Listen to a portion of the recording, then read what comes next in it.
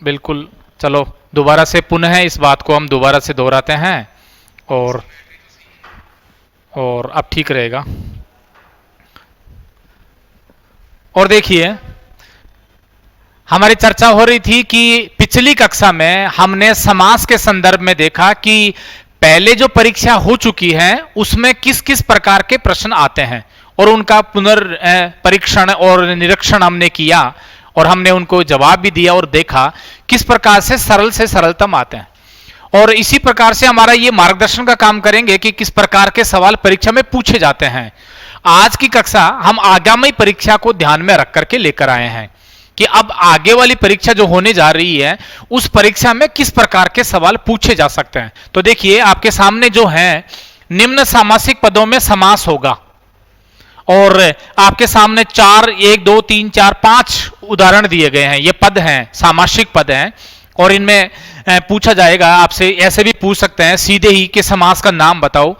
यह अलग बात है कि समास का नाम आप तब बता पाएंगे जब आप समास विग्रह कर पाते हैं। और देखिए, ये कक्षा केवल CUET के लिए नहीं है, जिस किसी भी पाठ्यक्रम में समास का प्रकरण लगा हुआ है वे सभी इसको महत्वपूर्ण मान करके अधिक से अधिक प्रसारित करें और एक दूसरे को सूचित करें। और देखिए, हरिहर, 68, मनोज, 18 और ऋण मुक्त। तो पहले हम इनका विग्रह करते हैं कि विग्रह करके देख लेते हैं।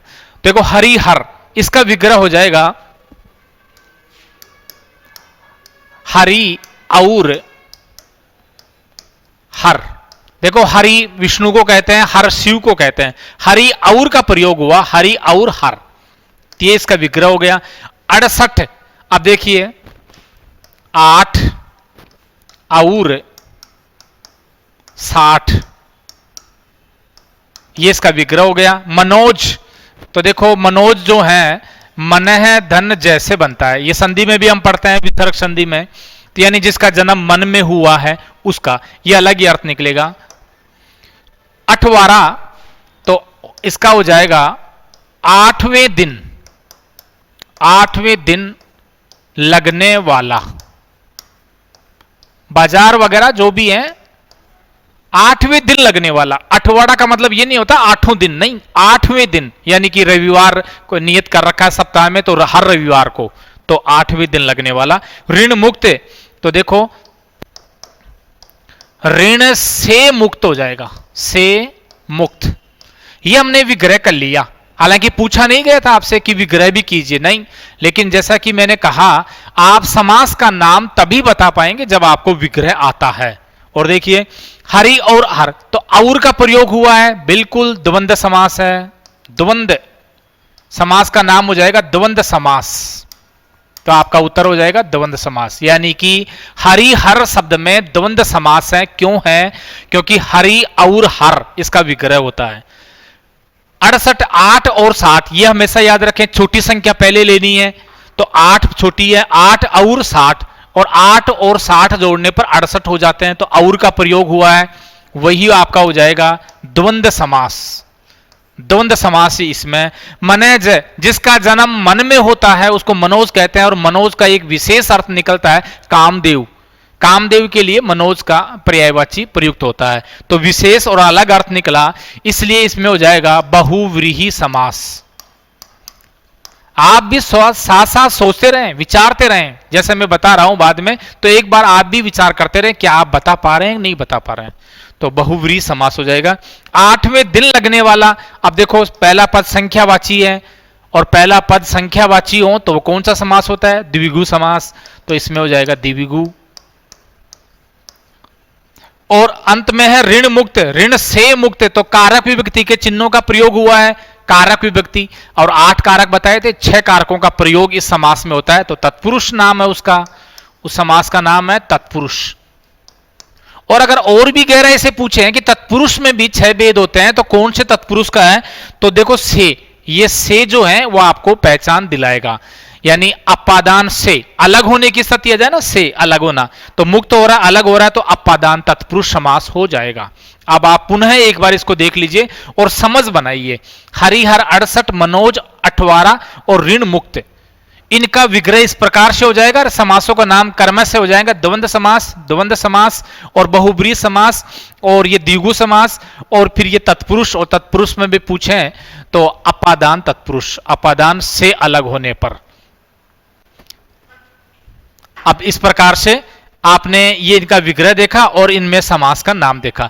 अगर पूछा जाए इनके बारे में कि समास विग्रह भी कीजिए तो आप इस प्रकार से कर देंगे, नहीं तो समास का नाम इस प्रकार से आप बता देंगे। एक तो इस प्रकार के सवाल परीक्षा में आते हैं कि सीधे ही आपको सामासिक पद दे देंगे और पद दे करके आपसे कहा जाएगा समास का नाम बताओ, और 4 समासों के नाम दे देंगे ABCD में, फिर आपको इस प्रकार से विग्रह कर करके देख करके बताना है। एक ये तरीका है। दूसरा देखिए, निम्न सामासिक पदों का समास विग्रह होगा। अब इसमें पूछ लिया समास विग्रह, पहले में क्या पूछा था, समास का नाम, अब पूछा है समास विग्रह। अब विग्रह कर रहे हो तो समास का नाम भी अपने आप ही आ जाएगा आपको, लेकिन जब पूछा जाए वही बताना है। अब इसमें क्या पूछा, समास का नाम बताना है आपको। और देखिए, देशभक्ति, देश निकाला, सप्ताह है, एकांकी, हथकड़ी, और बहुत ही कम अंतर के विकल्प होते हैं कि थोड़ा थोड़ा अंतर ही होगा विकल्पों में, ऐसे नहीं कि बहुत ज्यादा अंतर होगा, नहीं, आपको सावधानी से इनका विग्रह करना है। और विग्रह कैसे करना है, इनके अर्थ और भावों पर आधारित विग्रह होना चाहिए। ऐसे नहीं कि इसका टुकड़े तो यही होते हैं, नहीं, अर्थ और भाव को भी हमें समझना है। यह समास कहता है कि अर्थ और भाव के आधार पर आप विग्रह करें। कहीं ऐसा नहीं हो कि विग्रह कर रहे हो, अर्थ कर रहे हो तो अर्थ का अनर्थ हो जाए, ऐसा नहीं होना चाहिए। और देखो ये अपवाद ऐसे ही हैं, इनका विग्रह करके देखते हैं। देशभक्ति, अब आप बताइए जल्दी से कमेंट्स करके कि देशभक्ति में, देशभक्ति का सही विग्रह क्या होगा। जी हां, एक दूसरे को जोड़ते रहें, अधिक से अधिक प्रचारित करते रहें। ये सभी के लिए है, विशेषकर CUT के छात्रों के लिए हैं जो हमारे प्लेटफॉर्म से जुड़े हुए हैं। समर्थ CUET प्रेप, और उस पर ये निःशुल्क कक्षा है। आप देखिए बहुत सारी पाठ्य सामग्री जी हां मिल जाएगी आपको पढ़ने के लिए, आप जुड़ते रहिए, ठीक है। और इसी में देख लेते हैं देशभक्ति, तो पहले विग्रह कर लेते हैं हम। देशभक्ति, इसका विग्रह हो जाएगा देश के लिए भक्ति। अब देखो आप जल्दबाजी में क्या कर दोगे, देश की भक्ति, देश की भक्ति कैसे होगी भाई, देश की भक्ति नहीं होगी, देश के लिए होती है भक्ति, तो उसको बोलते हैं देशभक्ति के लिए। और ये क्यों अंतर है, विग्रह गलत होने पर आपका उत्तर भी गलत हो सकता है, ये हम बताएंगे अभी। देश निकाला, तो इसका विग्रह हो जाएगा देश से निकाला। ये तो आप समझ ही रहे हो, लेकिन महत्वपूर्ण क्या है, के लिए और से, ये दोनों महत्वपूर्ण है। सप्ताह है, तो देखो 7 अहनों का समूह है। अहनों को दिन का समूह है या समाहार जो भी है, तो 7 दिनों का जो समूह होता है उसको कहते हैं सप्ताह है। और एकांकी, एक अंक है वह, यानी कि कितने अंक हैं, एक अंक, तो एक महत्वपूर्ण है इसमें 7 महत्वपूर्ण है। यह शब्द मैं रेखांकित कर रहा हूं। हथकड़ी, तो इसका हो जाएगा हाथ के लिए कड़ी, के लिए, ये रेखांकित कर लो, के लिए कड़ी।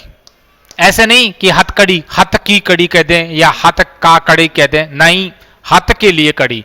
भाई हाथ की कैसे होगी, हाथ ने थोड़ी खरीदी है, हाथ की थोड़ी मालिक है उसका, नहीं, हाथ में लगाई जाती है, पहनाई जाती है, तो हाथ के लिए होती है, इसलिए हथकड़ी। अब आ जाओ इनके समास के नाम पर, जो पूछा नहीं गया फिर भी हम बता देते हैं आपको। ये विग्रह होगा ऐसे, देशभक्ति, देश के लिए भक्ति। अब ये तो पता चल ही रहा है कि तत्पुरुष समास है, लेकिन तत्पुरुष के भी चारों विकल्पों के अंदर ही तत्पुरुष लिखा हुआ है, और उनके भेदों के बारे में पूछ लिया तो आपको यह ज्ञान होना चाहिए। तत्पुरुष के 6 भेद हैं, केवल कर्ता और संबोधन कारक को छोड़ करके बाकी 6 कारकों के चिन्ह और 6 ही भेद उनके किए गए हैं। तो देखो, देश के लिए किसके लिए होता है, संप्रदान के लिए, तो संप्रदान तत्पुरुष समास हो जाएगा। इसमें कौन सा हो जाएगा, संप्रदान तत्पुरुष समास। और फिर है देश से निकाला, तो से निकाला यानी कि मुक्त होना, दूर, तो क्या हो जाएगा अपादान से, अपादान, तो अपादान तत्पुरुष, यह अपादान हो जाएगा, अपादान, दोनों में तत्पुरुष है। और 7 अहनों का दिन समूह है, तो 7 ये संख्यावाची है, बिल्कुल द्विगु समास हो जाएगा आपका, द्विगु, द्विगु समास का उदाहरण है। पहला पद संख्यावाची है, एक अंक है वह, और एक ये भी संख्यावाची है, ये भी कौन सा हो जाएगा द्विगु, द्विगु हो जाएगा बिल्कुल। और एक है हाथ के लिए, तो ये लीजिए के लिए संप्रदान तत्पुरुष समास। तो विग्रह आपका सही होना चाहिए, अगर आपने विग्रह ही गलत कर दिया तो उत्तर भी गलत होने वाला है। और इसको मैंने जैसा कि कहा, इसके भाव पर जाना है, अर्थ पर जाना है, ऐसे नहीं कि हाँ जम रहा है देश की भक्ति, अच्छा तो लग रहा है बोलने में, और एक बार तो लगेगा कि सही भी होगा, लेकिन आप अर्थ निकाल के देखिए, देश की भक्ति कैसे होगी, स्वयं देश की भक्ति है क्या, देश के लिए भक्ति होती है, तो के लिए इसका प्रयोग किया जाएगा। आगे देखिए, अब है निम्न सामासिक पदों को समास से मिलान कीजिए। परीक्षा में ऐसे ज्यादा आते हैं, एक तरफ ये रो एक तरफ ये, ए और बी, एक स्तंभ 2 स्तंभ, ऐसे 2 स्तंभ बना देंगे, और 4 विकल्प 5 विकल्प इधर है, 4 5 इधर है, और इनको आपस में मिलाओ, फिर नीचे विकल्प जो कल हमने कक्षा में विस्तार से देख लिया था, उसमें कभी गलती नहीं करनी है। ज्ञान अपनी जगह है, और एक परीक्षा का ज्ञान और प्रश्न पत्र का ज्ञान होना वो दूसरी बात है, दोनों का ही ज्ञान हमें होना चाहिए। ऐसा नहीं कि हम किताबी कीड़ा ही बन गए हैं और ज्ञान को रट लिए हैं, नहीं, उसमें सूझबूझ की भी आवश्यकता होती है, उसी की तो परीक्षा है। पूरी परीक्षा ज्ञान की नहीं है, आपकी तार्किकता, आपकी बौद्धिकता और आपकी सूझबूझ के लिए भी परीक्षा ली जाती है। और ऐसे ही सवाल देखिए, 4 दिए, कपीश्वर, आमरण, रसोई घर, राजश्री, और इधर है कर्मधारय तत्पुरुष अवयवी भाव बहुब्री समास। और इसके लिए जैसा कि मैंने तरीका बताया था, जो आ रहा है उसको पहले मिला लो, जरूरी नहीं पहले पर अटके हुए हो, नहीं, जो आपको पहले समझ में आ रहा है उसी का मिलान कर लो। देखो कपीश्वर, कपीश्वर हनुमान जी का पर्यायवाची है, कपि, कपि यानी बंदर, और ईश्वर यानी स्वामी, बंदरों के स्वामी है जो उसको कहते हैं कपीश्वर। और वीर हनुमान जी को यानी बजरंगबली को हम कपीश्वर कहते हैं, तो विशेष अर्थ निकला इसमें, न तो बंदर से कोई संबंध है और न ईश्वर से कोई, स्वामी से कोई संबंध है, और एक विशेष अर्थ व्यंजित हो गया, तो ऐसा तो बहुव्रीहि समास में होता है। तो आप देखिए इसमें बहुव्रीहि कहां लिखा है, ये लिखा, तो इसका मिलान सीधे ही इससे कर दो, आपको मदद मिलेगी। कई बार तो आप ये भी कर सकते हैं कि पहले में डी ऑप्शन कौन से में है, और यदि संयोग से एक में ही है तो आपका उत्तर ही बैठ गया, आपको और आगे माथापच्ची करने की आवश्यकता नहीं है, लेकिन जांच कर लेना है। आमरण, पहली बात तो आमरण जो है इसमें उपसर्ग लगा है, और पहली शर्त यही है अवयवी भाव समास की कि जिसमें उपसर्ग का प्रयोग हो वो अवयवी समास होता है। आमरण मरने तक, तो ये लीजिए अवयवी भाव समास। रसोई घर ये नहीं आ रहा, मान लीजिए कल्पना कीजिए कि यह आपको नहीं आता, तो तीसरे पर चौथे पर चले जाओ। राजर्षि, और राजर्षि का भी आना चाहिए, बताइए क्या होगा, कहीं ऐसे नहीं राजा और ऋषि, नहीं, वह जो राजा भी है और ऋषि भी है इसका विग्रह होगा। जैसे राजा और ऋषि दोनों ही गुण हैं और दोनों ही व्यक्तित्व एक व्यक्ति में हैं, जैसे भर्तृहरि, भर्तृहरि को राजर्षि कहते हैं या राज ऋषि भी कह देते हैं, दोनों एक ही बात है, दोनों में संधि हो गई और संधि होकर राजर्षि बना दिया गया शब्द है, तो दोनों दो शब्द राज और ऋषि, यानी राजा और ऋषि, अर्थात वह जो राजा भी है और ऋषि भी हैं, तो एक पद दूसरे पद की विशेषता बता रहा है। तो कौन सा हो जाएगा अब यहां पर हो जाएगा कर्मधारय समास। इसमें ये गलती नहीं करनी है, कहीं आप और का प्रयोग कर दो तो द्वंद्व करोगे, द्वंद्व नहीं है इसमें, इसमें कौन सा है कर्मधारय समास है। अब एक बचा है तो उसका आपका मिलान हो जाएगा। रसोई घर, तो रसोई के लिए घर, अब इसका भी कई जगह विग्रह गलत करते हो आप, कई तो मैंने पुस्तकों में देखा है उसमें भी गलत लिखा है रसोई का घर। भाई रसोई का अर्थ क्या होता है, रसोई का अर्थ होता है वह सामग्री जिसका भोजन किया जाता है, यानी भोजन सामग्री को रसोई कहते हैं। अब उसे बनाने के लिए तो उसके घर चाहिए, तो रसोई के लिए घर, तो के लिए का प्रयोग होगा, इस प्रकार से इनका मिलान हो जाएगा। तो आप इस प्रकार के प्रश्नों को बहुत ही सावधानी से और बहुत ही सरलतम तरीके से कर सकते हैं। ये सब हम आपको पिछले प्रश्न पत्र के मार्गदर्शन के आधार पर बता रहे हैं कि परीक्षा में ऐसे ही पूछे जाएंगे। और अधिक उदाहरण आपको हम हमारे इस प्लेटफॉर्म पर, इसी समर्थ पर आपको उपलब्ध हो जाएंगे। आप निःशुल्क पीडीएफ वहां से प्राप्त करिए या फिर आप हमसे जुड़े रहिए, आप कक्षाएं निरंतर देखते रहिए। आपको बहुत सारे उदाहरण हम देंगे, क्योंकि हमने 200/200 लिखा है कि पूरे हिंदी में से 200 में से 200 अंक प्राप्त कैसे करें, उसकी रणनीति के तहत ये कक्षा है। और आगे देखिए, निम्न परिभाषाओं से समास का मिलान कीजिए। ये वही दो स्तंभ फिर आ गए हैं। इस स्तंभ को इससे मिलाना है, इधर भी 4 और इधर भी 4।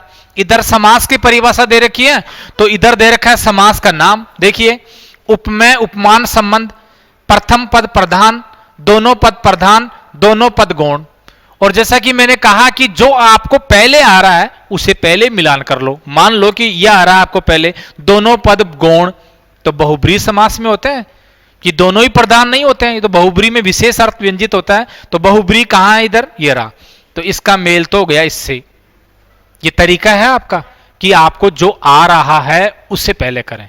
कुछ छात्र तो अधिक तार्किकता रखते हैं, वो ऐसा ही करते हैं और फिर विकल्प में चले जाते हैं और उसको स्थापित करके अपना उत्तर दे देते हैं। तो ऐसा भी आप कर सकते हैं। ऑब्जेक्टिव में ये फायदा है आपको। अब देखिए, उपमेय उपमान का संबंध, कर्मधारय समास। उपमेय उपमान का संबंध होता है, विशेषण विशेष्य का संबंध होता है। एक पद विशेषता देता है, एक पद विशेषता लेता है। तो यहां देख लीजिए आप कर्मधारय कहां है, ये लीजिए 4 नंबर मिल गया। प्रथम पद प्रधान तो पहला ही समास है। अवयवी भाव समास कहां है? ये रहा, अवयवी भाव समास। एक शेष रह गया, मिल जाएगा इससे द्वंद्व समास, ये लीजिए। क्यों? क्योंकि द्वंद्व समास में दोनों ही पद प्रधान होते हैं, बीच में और आदि का प्रयोग होता है। जैसे माता पिता तो माता और पिता द्वंद्व समास का उदाहरण है। ये मिलान कर दिया। बहुत ही सरल और बहुत ही आसान। कई बार आप घबरा जाते हैं बड़े सवाल की प्रकृति को देखकर कि इतना बड़ा, ये तो मैं नहीं कर पाऊंगा। नहीं, ये बहुत आसान है। ये इतना बड़ा जो किया गया है ना, ये आपकी मदद करने के लिए किया गया है, इसलिए उससे घबराए नहीं, उसको चुने और उससे सामना करें। आगे देखिए, निम्न में से कौन सा पद द्वंद्व समास का नहीं है? ये इस प्रकार के भी हम सवाल इसलिए लाए हैं कि आप पहले ही समझ लो इस बात को। देखो, है और नहीं है, इन दोनों में बहुत अंतर है। तो नहीं में उत्तर होगा, यानी कि 3 तो हैं किसके? द्वंद्व के उदाहरण, और एक नहीं है, उसी का चयन करना है हमें। उत्तर आपका नेगेटिव यानी नकारात्मक जाने वाला है। देखिए, अन्न जल, लूट मार, 38 और गंगा जल। तो आप कैसे बताएंगे कि कौन कौन से में द्वंद्व समास हैं और कौन से में नहीं है? तो विग्रह कीजिए। ये लीजिए, अन्न जल, तो इसका विग्रह हो जाएगा अन्न और जल। अन्न और जल बिल्कुल द्वंद्व समास का उदाहरण है। इसका मतलब लूट मार, तो लूट और मार, लूट मार इत्यादि, ऐसा भी विग्रह हो सकता है, एक ही बात है दोनों। 38 अभी बताया था, छोटी संख्या पहले, 8 और 30। कुछ तो है ना, पहली संख्या को देखकर ही कह देंगे द्विगु समास है, गलत हो जाएगा। दोनों ही पद संख्या के हैं, और द्विगु की परिभाषा में हमने क्या बताया था? पहला पद संख्यावाची हो, इसलिए दोनों ही पद है तो द्विगु नहीं होगा। और का प्रयोग हो रहा है इसलिए द्वंद्व हो जाएगा। ये भी है। गंगा जल, अब कुछ लोग करेंगे गंगा और जल, तो भाई भाव में जाइए, अर्थ में जाइए। क्या ऐसा विग्रह होता है? गंगा जल उसको कहते हैं क्या? गंगा भी है और जल भी है? नहीं। क्या हो जाएगा? गंगा का जल, गंगा का जल, ये लीजिए। अब ये का आ गया इसमें, इनमें सब में क्या था? और है, इसका मतलब द्वंद्व समास है, और इसमें नहीं है, और यही आपका उत्तर हो जाएगा। क्यों? क्योंकि इसमें कारक विभक्ति के चिन्हों का प्रयोग हुआ है, और कारक विभक्ति के चिन्हों का किसमें होता है? तत्पुरुष समास में। तत्पुरुष में भी का, के, की, किसके? संबंध तत्पुरुष का उदाहरण है। तो इसमें संबंध तत्पुरुष समास है, बाकी 3 में द्वंद्व समास है। तो ऐसा भी परीक्षा में पूछ सकते हैं। तो आप इनका विग्रह एक बार देखने से याद हो जाता है। एक बार आप कक्षा सुनेंगे या देखेंगे तो इतना तो कम हो गया, और ये सब महत्वपूर्ण है, अनेक परीक्षाओं में पूछे जाते हैं। तो इस प्रकार से आप कर देंगे, ये गलत हो जाएगा और ये उत्तर हो जाएगा क्योंकि नकारात्मक पूछा था आपसे। इस प्रकार से आगे देखिए, ये लीजिए, निम्न में से कौन से पद का सही विग्रह नहीं है। अब देखो आखिर में तो है लेकिन उससे पहले क्या है, नहीं, तो इसका भी उत्तर क्या जाने वाला है, नकारात्मक। इसका मतलब 3 तो हैं, 1 नहीं है, और वही आपका उत्तर होने वाला है। क्या, निम्न में से कौन से पद का सही विग्रह नहीं है, नहीं है, 3 है, 1 नहीं है। यज्ञशाला, यज्ञ के लिए शाला, यज्ञ के लिए शाला बिल्कुल सही है, क्योंकि यज्ञ के लिए होती है, यज्ञ की शाला नहीं होती है। यज्ञ करने के लिए ही तो शाला होती है, यानी ऐसा कक्ष जहां पर यज्ञ किया जाता है तो यज्ञशाला कहते हैं। ये बिल्कुल सही है, उत्तर ये नहीं होगा लेकिन, क्योंकि ये क्या कर रहा है, नहीं है, तो ये सही है। राष्ट्रपति, राष्ट्र का पति यानी प्रमुख, तो ये भी सही है, बिल्कुल सही है। देशाटन, देश में अटन, अटन यानी भ्रमण, देश में, ये भी सही है, देश में अटन। अब आगे देखिए, अधमर, आधा और मरा, मरा यानी मृत, मृत, ये गलत हो गया है, ये गलत हो, और का प्रयोग नहीं होगा। आधा है जो मरा, मरने की भी प्रकृति है, पूरा मर जाना, आधा मर जाना, थोड़ा सा मर जाना, तो यहां क्या है, इसका विग्रह ये गलत हो गया है, ये विग्रह गलत हो गया है। और क्या पूछा था, कौन सा नहीं है, तो यही उत्तर हो जाएगा आपका। अब ये भी जान लो इसका सही विग्रह क्या होगा, आधा है जो मरा, और कौन सा समास, कर्मधारय समास, क्योंकि विशेषता बता रहा है मरने की, आधा मरा हुआ है, इसलिए कर्मधारय समास होगा। और सभी में कौन सा होगा, देखो इसमें तत्पुरुष समास है, इसमें तत्पुरुष है और इसमें तत्पुरुष है, लेकिन इसमें कौन सा है, इसमें कर्मधारय समास है। और वो समास से अलग नहीं पूछा, हमसे पूछा था कौन सा विग्रह सही नहीं है, तो ये विग्रह सही नहीं है, और का प्रयोग इसमें नहीं होगा। और आगे देखिए, निम्न में से सही विकल्प का चयन कीजिए। अब नकारात्मक नहीं है, अब सकारात्मक है। परीक्षा में प्रश्न की प्रकृति को ध्यान से देखना है, हमारा उद्देश्य ये बताना भी है। और देखिए, सही विकल्प का चयन कीजिए, और क्या है, अत्यंत, पहला सामासिक शब्द है, अंत से भी अधिक परे, बिल्कुल सही है, विग्रह तो सही है। अति, इसमें उपसर्ग लगा हुआ है, अति धन अंत, तो अति उपसर्ग है तो अवयवी भाव समास होगा, लेकिन क्या लिखा है, बहुब्रीहि समास, ये तो गलत हो गया। और पूछा क्या था, सही कौन सा है, तो ये उत्तर नहीं होगा। समझो इस बात को कि 3 गलत होंगे और 1 सही होगा, और वही उत्तर चुनना है। यह आपको ध्यान से पहले ही अभ्यास कर लेना है, परीक्षा में ये गलती नहीं करें। तो यहां ये गलती है, इसमें एरर है। राजद्रोह है, राज का द्रोह है, ये गलत हो गया विग्रह। राज का द्रोह नहीं होता, राज यानी शासन, तो शासन से होता है, शासन से द्रोह, विरोध करना, तो ये तत्पुरुष समास तो सही लिखा है, लेकिन ये का गलत हो गया, से आएगा यहां पर, तो ये भी गलत। भूकंप, भू का कंप, बिल्कुल सही है विग्रह, तो भू का कंप, भू यानी धरती, धरती का कंप करना ही, कंपन करना ही भूकंप कहलाता है। लेकिन आगे देखो क्या लिखा है, तत्पुरुष समास, बिल्कुल सही है, ये तो सही है। और आगे तीसरे पर विचार, चौथे पर विचार करो, त्रिपाठी, 3 वेदों का ज्ञाता, 3 वेदों का ज्ञाता, बहुब्रीहि समास, ये गलत हो गया। ये विग्रह सही है, 3 वेदों का जो ज्ञाता है उसको त्रिपाठी कहते हैं, लेकिन समास कौन सा होगा, पहला पद संख्यावाची, तो द्विगु समास होना चाहिए, लिखा क्या है, बहुब्रीहि। अब क्या पूछा था, सही का चयन कीजिए, तो ये सही हो गया, 3 नंबर। बस सरल तो अपने आप ही है, केवल प्रश्न की प्रकृति को समझना है। और बहुत से लगभग 50% विद्यार्थी तो इसलिए गलत कर देते हैं कि इसको समझ नहीं पाए, आता तो था, घर आकर देखा ये तो मुझे आता है, लेकिन क्या हुआ, गलत हो गया।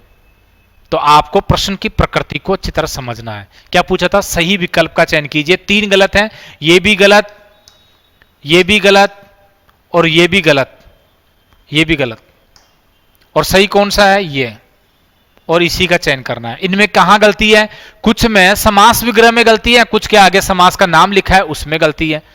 तो आपको इस प्रकार के सवाल भी परीक्षा में घुमाने के लिए, यानी गलत करवाने के लिए आपको परीक्षा में दिए जाते हैं, आपको नहीं करना है, ध्यान रखना है, सतर्क रहना है पहले।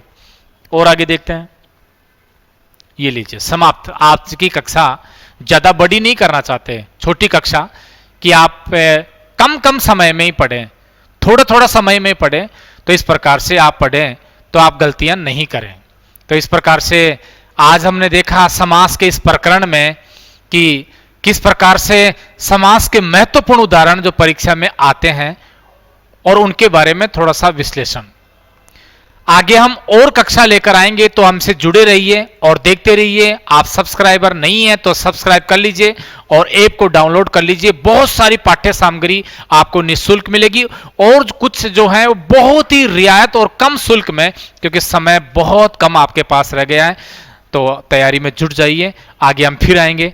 आज के लिए इतना ही है, धन्यवाद।